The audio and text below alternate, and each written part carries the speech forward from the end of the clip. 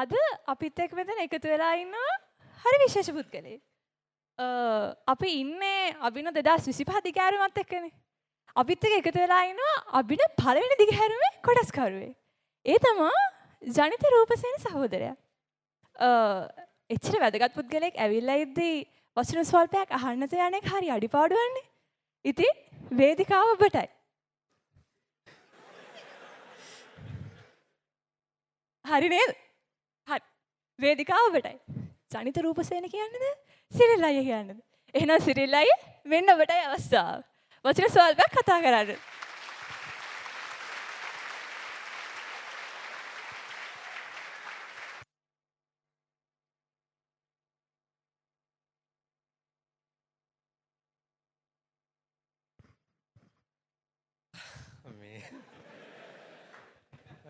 සභාවෙන් අවසරයි ගුරු මොකද ගුරු ආචාර්යවරුන්ගෙන්ද මට උගන්වපු ගොඩක් අය ඉන්නවා මෙතන මම මේ මෙහෙම කතා කරන්න නම් ආවේ නෑ අත්‍තරම මේ මම අතන්ට වෙලා හිටියේ මේ මොනවා කියන්නද මෙහෙමයි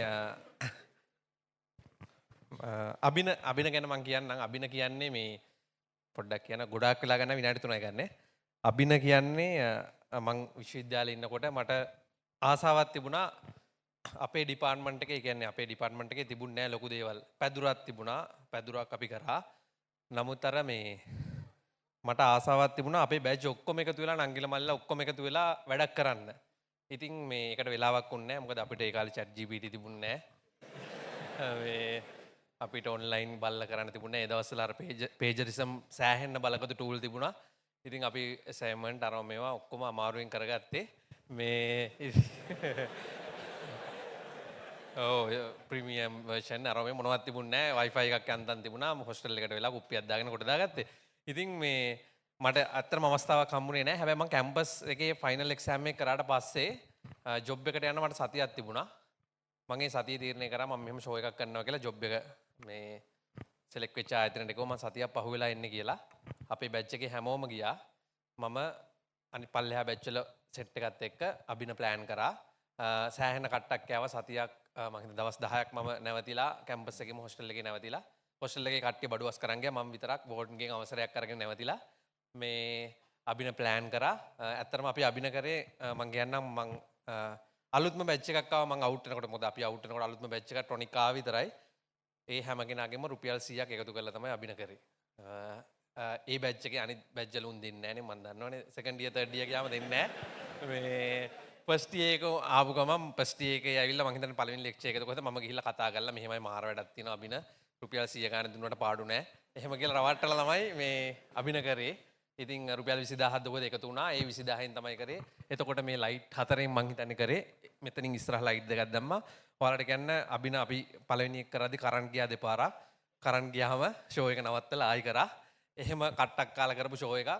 ඊට පස්සේ අවුරුදු දෙකක් මම සපෝට් කරා ස්ක්‍රිප්ට් ලියලා මම තමයි අවුරුදු දෙකක් ඔයාලා දන්නවා ඇති පාලිත අයියා කියලා සිරිල් අයියා channel එකේ ඉන්න මල්ලි ඒ මල්ලි තමයි ඇක්ටිං එක හැන්ඩල් කරේ ඊළඟ අවුරුදු දෙකේම අභිනවල මම තමයි ස්ක්‍රිප්ට් එක ලිව්වේ එහෙම එකතු වෙලා සෑහෙන ගේමක් ගහලා ඒකෙන් ටොනික් එකේ හින්දා මට පාලිතත් හම්බුණා ඒකෙන් අපි සිරිල් අයියා කියලා channel එකකුත් හැදුවා ඉතින් මේ සෑහෙන සතුටුයි අවුරුදු කිහිපයක් කරන්න බැරි වුණා කොරෝනා නිසා ඉතින් මේ ඔයාලා දන්නවද මම මගේ ස්ටේජ් ප්ලේ වලට මම ලයිව් ඇක්ට් කරනවා මේකෙන් සෑහෙන අදහස් ගන්නවා මගේ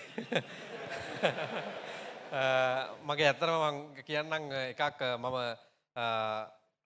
ලංකාවේ ප්‍රසිද්ධ අවෝඩ් සෙරමනි එක ඇක්ට් එකක් කළා ඒක සෑහෙන මිලියන ගාණක් බලලා තිනවා ඒකේ හැලි ලියනවා කියන කන්සෙප්ට් එක ගත්තේ මේ අභිනය කරපු මල්ලි කෙනෙක්ගේ ඇක්ට් එකකින් මම මේ මල්ලිට කෝල් එකක් දීලා මොකද මට ඒකෙන් සල්ලි හම්බුණා YouTube එකේ ඒ මල්ලිට මම යම්කිසි ගාණක් දුන්නා ඒ කන්සෙප්ට් එකට. ඉතින් එහෙම තැනක් මේක හරිම සතුටුයි අද මෙතන කතා කරන්න හම්බෙච්ච එක මේ ගුරුවරු ඉස්සරහා. ඉතින් මට ඔන්න දිලික මැඩම් හැමෝම ඉන්නවා. හරිම ආදරණීයයි. ඉතින් ඒක නිසා මම ඉස්සරහ පෙළීවත් වාඩි වෙන්න කැමති නෑ. මොකද ඔහුන්ට මාව සමාන කරන්න බෑ. මම තාමත් ශිෂ්‍යෙක් නිසා. ඉතින් හරිම සතුටුයි හැමෝටම ස්තුතියි මේ වගේ වැඩක් ඕගනයිස් කරාට සහ හැමෝටම ස්තුතියි මේක බලන්න ඇවිල්ලා. මේකට කරදර කරන්න නැතුව සෑහෙන්න සංයමයෙන් රස විඳිනවට බොහොම ස්තුතියි.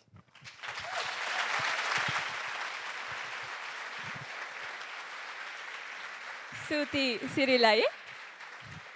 සිරිල් අයියා විතරක් නෙමෙයි අද අපිත් එක්ක එකතු වෙලා ඉන්නේ. මම කියන්න ඕනෙත් නෑ ඉතින්. ඕගොල්ලෝ දන්නවා. එහින්දා මම මේ අමුත්තට ආරාධනා කරන්න. එහෙනම් සානක බ්‍රෝ කියලා තමයි අපි දන්නේ. ඔබටයි මේ වේදිකාව වචන සර්වයක් කතා කරන්නට.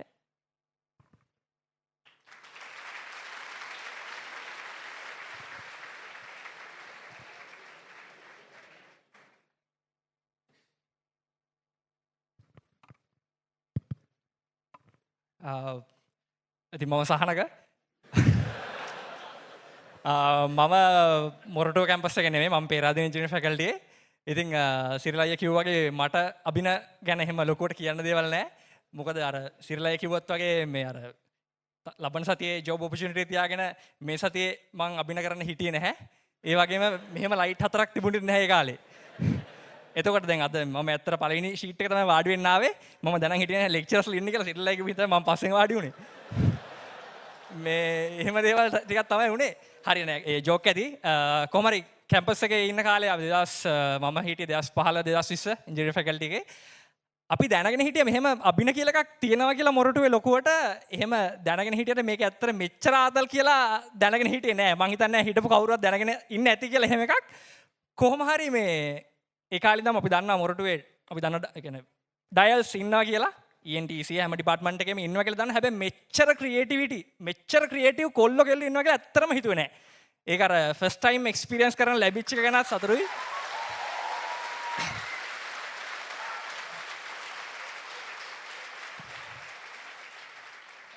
ඉතින් කිව්වත් වගේ පේරාදෙණි කොල්ලෙක් විතර සිරාටම සතුටුයි මේ වගේ ටැලන්ට් එකක් ඉන්නවා කියලා දැනගත්ත එක මොරටුවේ ඒක ඇස් දෙකම දෙක ගන්න ලැබිච්ච එක ගැන. තව පාරක් අපිට ගහමු.